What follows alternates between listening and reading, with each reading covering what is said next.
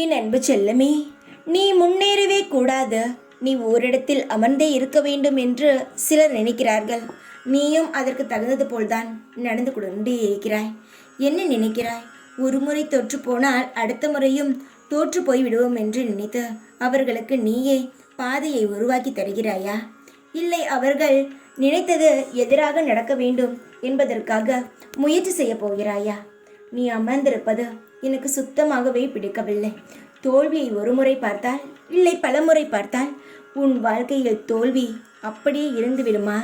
தங்கமே, உன்னுடைய ஒவ்வொரு விஷயங்களிலும் நான் இருக்கிறேன்.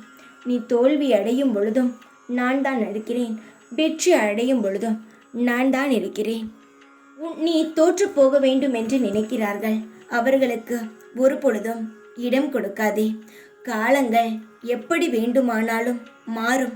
அதுபோல் நினைத்து கொண்டு உன்னுடைய முயற்சியை மேலும் மேலும் உன்னுடைய செயலில் நீ போட்டுக்கொண்டே இரு.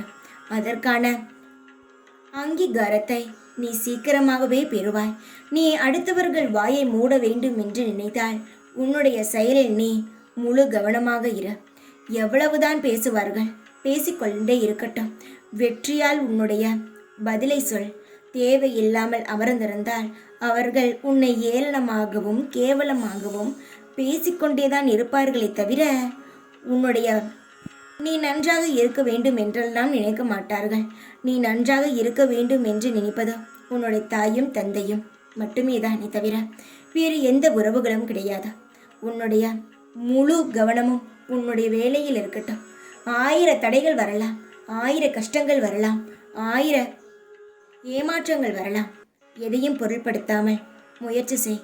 அதற்கான அங்கீகாரத்தை நான் உனக்கு வழங்குகிறேன். தைரியமாக இரு.